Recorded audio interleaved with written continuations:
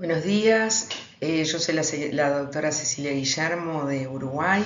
Le doy las gracias al comité organizador por haberme dado la posibilidad de compartir con ustedes este evento tan prestigioso como es el Congreso Nacional de Medicina de México. Y me imagino que están muy bien en la ciudad de Mérida. También aprovecho a saludar al coordinador, al doctor Raúl Izaguirre, y a mis compañeros de mesa, con quienes he compartido muchas otras actividades en este tiempo. Bueno, me toca hablar de cuál es la dosis óptima de heparina en la prevención de tromboembolia venosa asociada a COVID-19, un tema que ha despertado muchas controversias y que aún no está resuelto, pero que vamos a tratar de ir resolviendo con cuidado. Bueno, en primer lugar vamos a hablar un poquito de lo que es la pandemia, lo que ha sido la pandemia en las Américas y lo que, digamos, lo que explica cuál es nuestro problema con respecto a COVID, cuál es la base de la coagulopatía de COVID. Después trataremos de revisar la evidencia que hay para el manejo de la terapia antitrombótica en COVID y sacaremos algunas conclusiones. Bueno, como ustedes saben, hemos pasado por una pandemia que ha llevado a una acumulación global de 631 millones de casos de COVID en el mundo, con más de 6 millones de muertes. La buena noticia es que llevamos también más de 12.885 dosis de vacunas administradas a nivel mundial y que, como ustedes pueden ver acá, el pico máximo fue en julio, de julio a abril de este año. También el pico máximo de muertes, aunque tuvimos una muerte acumulada muy prolongada durante toda la pandemia, y en el momento actual nos encontramos en un momento de plató, sin aumento por ahora de casos. Acá podemos ver con más detalle cuál ha sido la situación en Europa y las Américas, en amarillo, y bueno, y luego de la cuarta ola, digamos, nos encontramos en este momento en esta situación, no con ausencia de casos, pero sí en una meseta. Esto ha llevado a que nos preguntáramos cuál es la causa, por qué este interés o este problema, digamos, que hemos tenido que enfrentar en cuanto a la enfermedad por COVID, por SARS-CoV-2 y la coagulopatía. Bueno, desde el inicio de la pandemia se empezaron a publicar numerosos artículos que mostraban un aumento de los casos de trombosis relacionados a la hospitalización. Este es un estudio, una recopilación, digamos, del doctor Andrés Muñoz. Esta tabla recopila los principales trabajos al inicio de la pandemia que dieron pistas sobre esta complicación. Y entonces tenemos en primer lugar el estudio de QI. Todos tenían como algunos outcomes diferentes. Este era sobre enfermedad tromboembólica venosa en CTI, la incidencia de trombosis venosa en pacientes hospitalizados, la incidencia de enfermedad tromboembólica venosa en pacientes hospitalizados también, tanto SAN como Middeldorf, el trabajo de Clock, que en realidad es un trabajo con un outcome, un outcome compuesto de trombosis venosa y arterial en pacientes en cuidados intensivos, y un trabajo de Lodigiani con un reporte también de outcome combinado de trombosis venosa y arterial. Lo que ustedes pueden ver es que independientemente del tipo de outcome y el número de pacientes, todos reportaron un aumento significativo del número de enfermedad tromboembólica venosa y muerte por enfermedad tromboembólica venosa, 25% con 10% de muerte en el estudio de QI, casi bastante más, un 46% en el estudio de SANG, un 20-25% en el estudio de Middeldorf, el estudio de Clock con un 31% de eventos acumulados, y en el estudio de Lodigiani alrededor de un 8%. Esto alertó a la comunidad científica y médica sobre la situación protrombótica, digamos, de la enfermedad por SARS-CoV-2. Estas son las gráficas que muestran el trabajo de Middeldorf, para mostrar una de ellas, en donde se ve una diferencia significativa tanto en enfermedad acumulada tromboembólica sintomática y no sintomática, y en este caso sintomática, en paciente internado en cuidados moderados con respecto a cuidados intensivos y vemos que la diferencia es claramente significativa en ambas situaciones. Una pregunta que surgió rápidamente es: ¿la incidencia de trombosis por SARS-CoV-2 es mayor que la incidencia con respecto a otras infecciones virales que causen insuficiencia respiratoria con necesidad de internación en cuidados intensivos? Bueno, para eso hay un par de estudios que son muy interesantes. Este es un estudio de 954.000 hospitalizaciones con infección viral, neumonía por infección viral entre 2002 y 2014. Es un estudio de Natalien Smilovitz que reporta un 5% de cualquier trombosis combinando trombosis arterial y venosa. Cuando esa misma análisis se realiza en los pacientes con SARS-CoV-2 hospitalizados, lo que se observa es una incidencia de 16% de pacientes hospitalizados complicados con trombosis. Es decir, que sí, esta diferencia es significativa y aparentemente sería a favor de la trombosis en el SARS-CoV-2. ¿Qué sucede en este otro estudio que es muy interesante también porque es un estudio prospectivo de cohortes multicéntricos llevado adelante por estudios clínicos de investigación del grupo de cuidados intensivos y sepsis?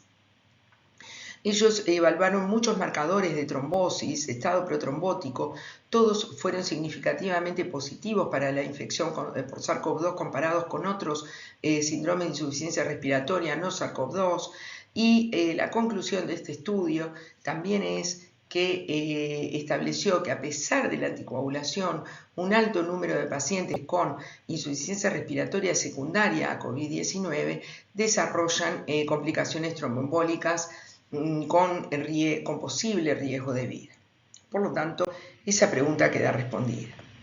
¿Cuál es la base fisiopatológica de la coagulopatía secundaria a COVID?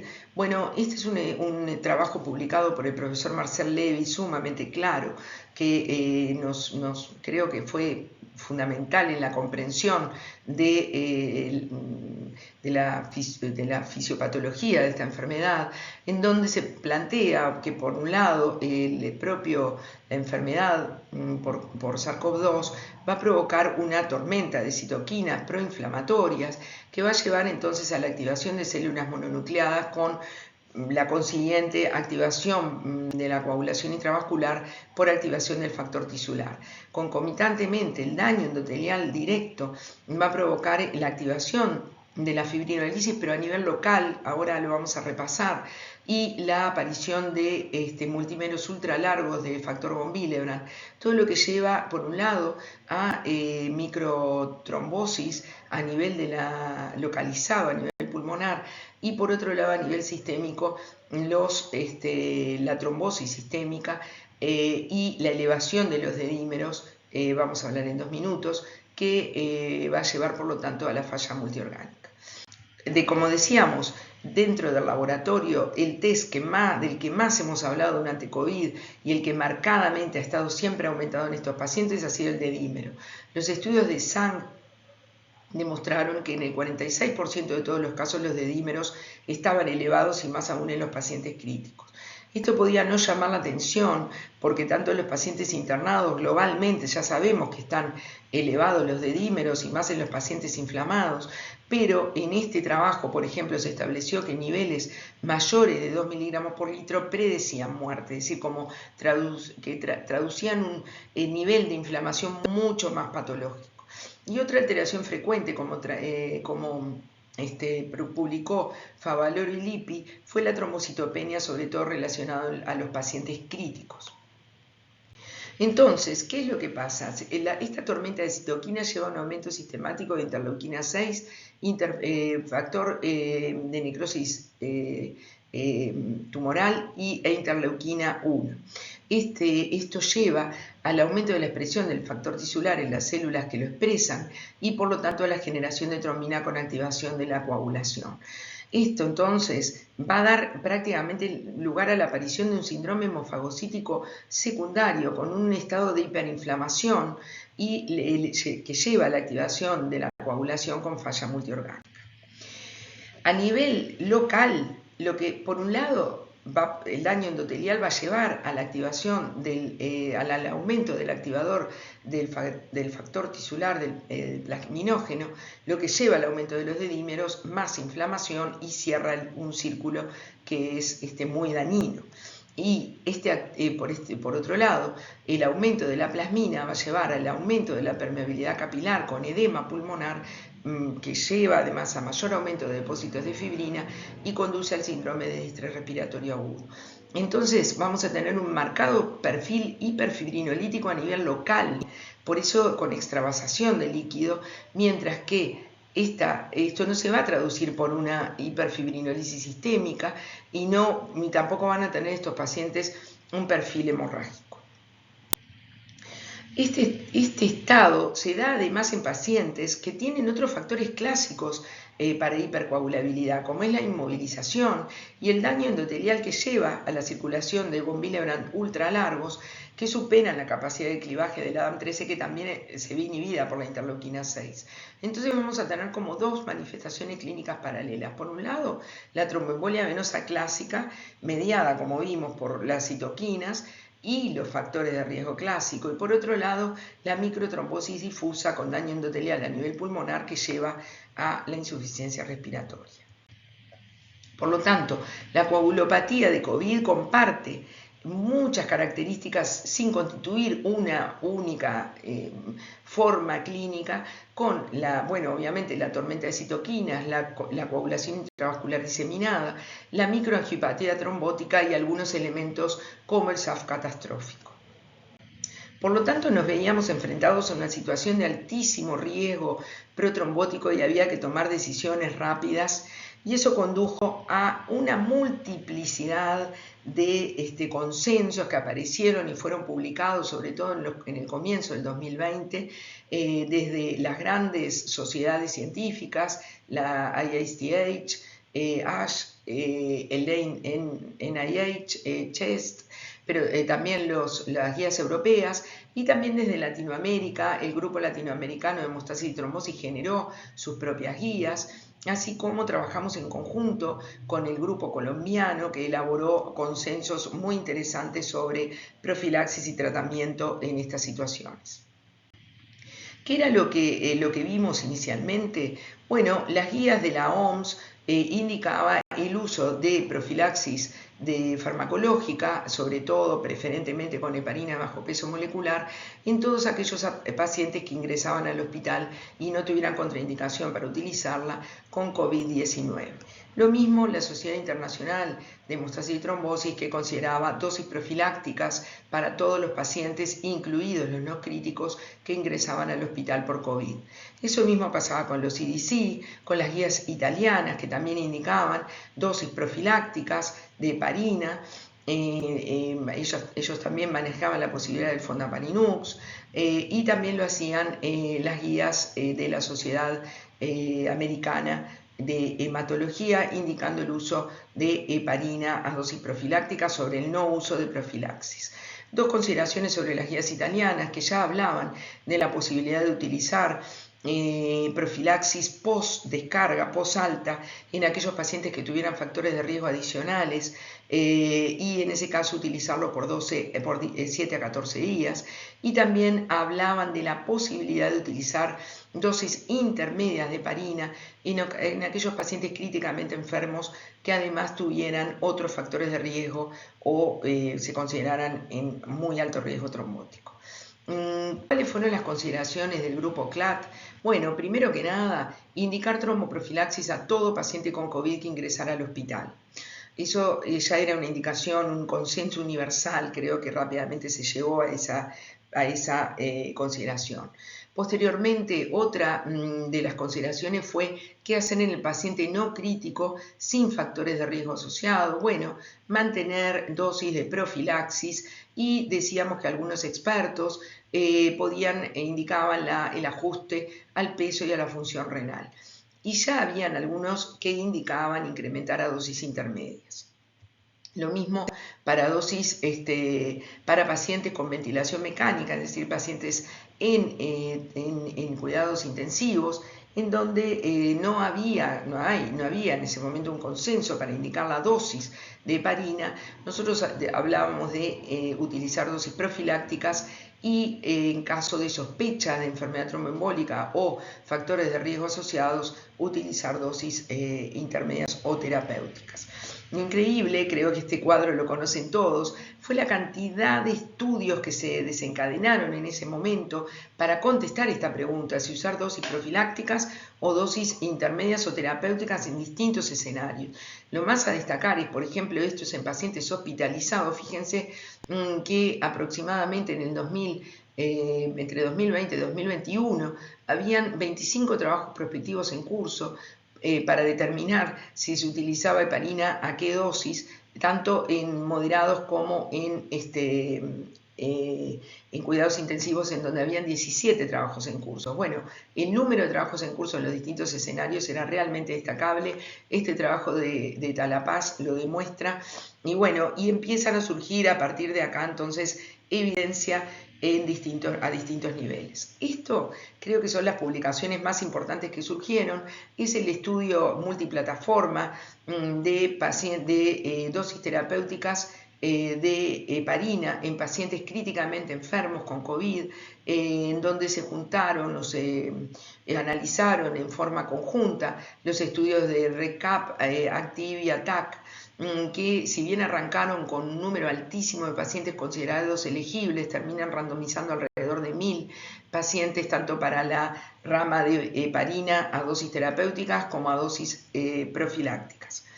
Los outcomes que hubieron varios outcomes primarios y secundarios, pero el que queremos destacar es la necesidad de soporte orgánico en los primeros 21 días y el estado de sobrevida al alta. Cuando se observaron los estudios de ambas ramas, se observó un beneficio en estos pacientes para aquellos pacientes que recibían dosis de tromboprofilaxis en los pacientes internados críticamente enfermos, es decir, en unidades de cuidados intensivos. Por lo tanto, la conclusión de este trabajo fue que en pacientes críticos el beneficio era a favor de las dosis de tromboprofilaxis de heparina. En el mismo formato, digamos, en el estudio multiplataforma, que también tenía un número altísimo de pacientes elegibles, pero que terminaron randomizando también alrededor de 1000 pacientes, en pacientes no críticos para utilizar anticoagulación a dosis profiláctica o a dosis terapéuticos, se demostró exactamente lo contrario, porque se dio más daño en aquel paciente que recibía profilaxis y beneficio en el paciente en los cuales se aumentaba la heparina.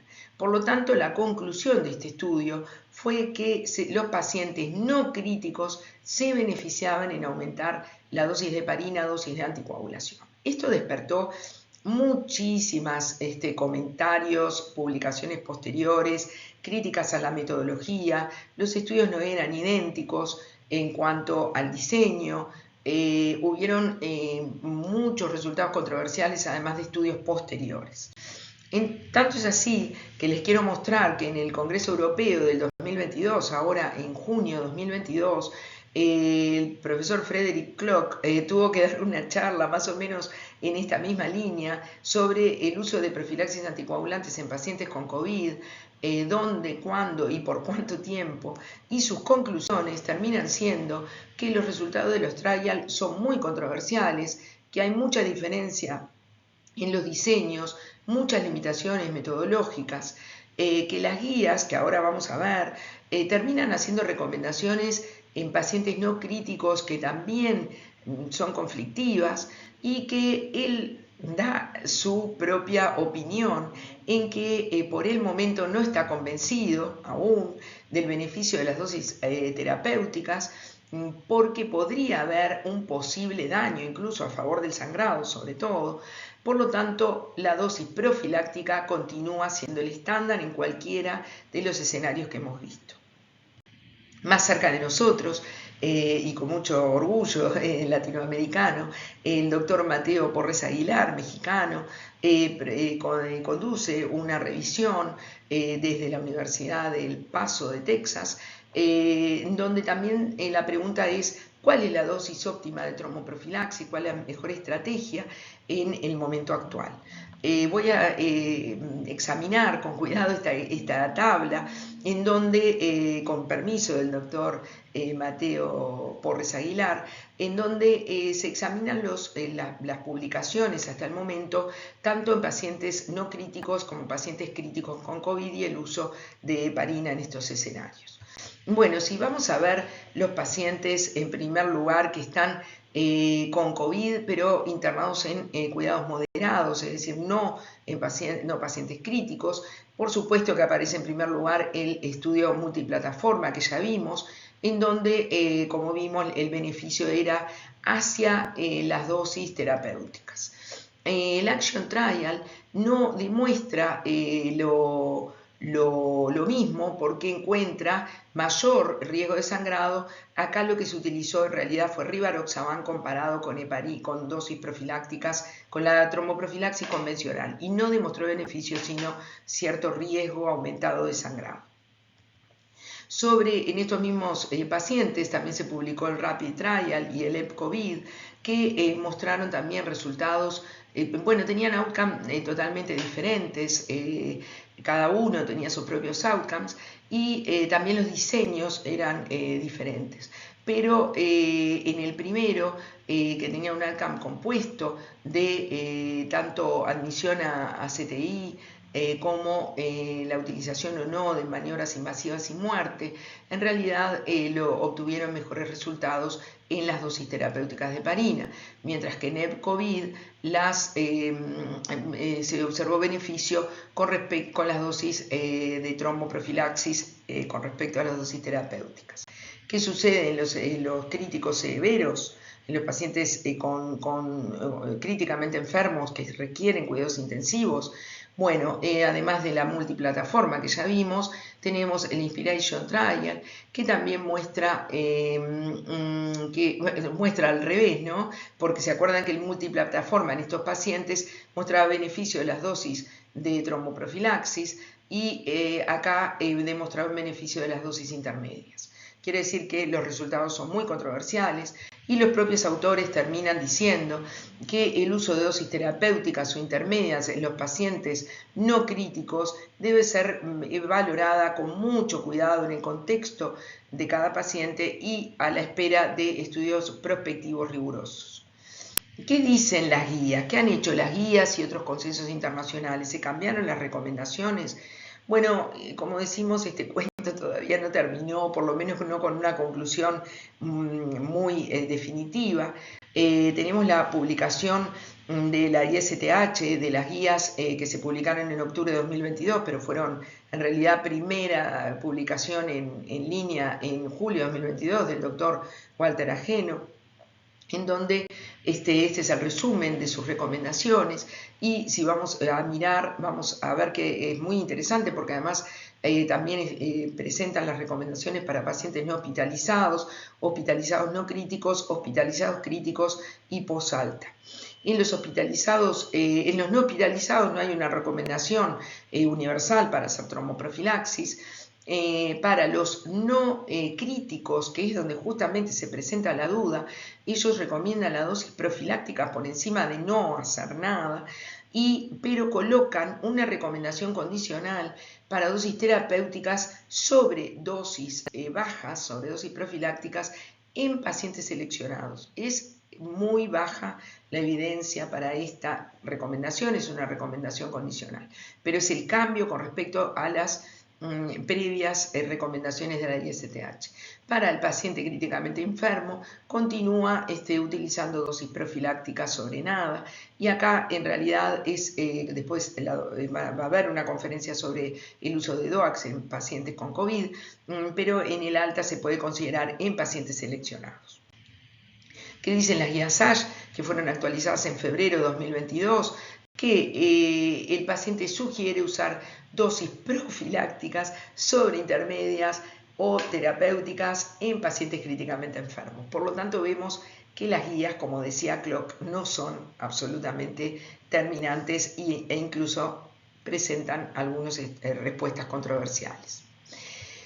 Bueno, muy bien. En cuanto a qué sucede en Latinoamérica, nosotros llevamos adelante desde Grupo CLAT dos encuestas, una, digamos, al comienzo de la pandemia, que vendrían a ser las barras oscuras, y otra sobre 3 meses después, cuando ya habían aparecido los consensos, los primeros consensos, y son las barras grises, sobre el uso de anticoagulación profiláctica en pacientes hospitalizados. Bueno, como ustedes ven, hay muchos resultados heterogéneos, pero lo que sí observamos entre la primera y la segunda encuesta es que había un uso más racional de la anticoagulación, del uso de dosis terapéuticas, digamos, a favor de las dosis profilácticas en todos los escenarios. Bueno, y para terminar, 2 palabras sobre qué sucede en los pacientes que no requieren hospitalización y en el uso de tromboprofilaxis al alta y lo que ahora llamaríamos, o lo que pasamos a llamar long COVID. Bueno, sobre qué sucede en el paciente ambulatorio, el que no requiere internación. Hay un registro que fue muy importante, llevado adelante por el doctor Piazza, en donde se evalúan los eventos tromboembólicos venosos en distintas, tanto tromboembólicos venosos como arteriales, en distintos escenarios. Y lo que se puede ver es que lo que ya se conocía, la mayoría de los eventos eran en el paciente hospitalizado, especialmente en el paciente hospitalizado en situación de cuidados intensivos, con prácticamente 0% en los pacientes que no requirieron hospitalización. Por lo tanto, en base a este estudio y otros, las guías ASH no recomiendan tromboprofilaxis ni antes ni luego del alta en ausencia de otra indicación en pacientes en forma universal. Se puede recomendar digamos, la individualización en cada paciente. ¿Qué vimos en este otro estudio de Giannis? Que los pacientes que tenían otros elementos de riesgo, como puede ser la edad avanzada, factores de riesgo cardiovasculares, insuficiencia renal, un score mayor o igual a 4 en el IMPROVE de dímeros o estadía en cuidados intensivos, se beneficiaban del uso de tromboprofilaxis al alta.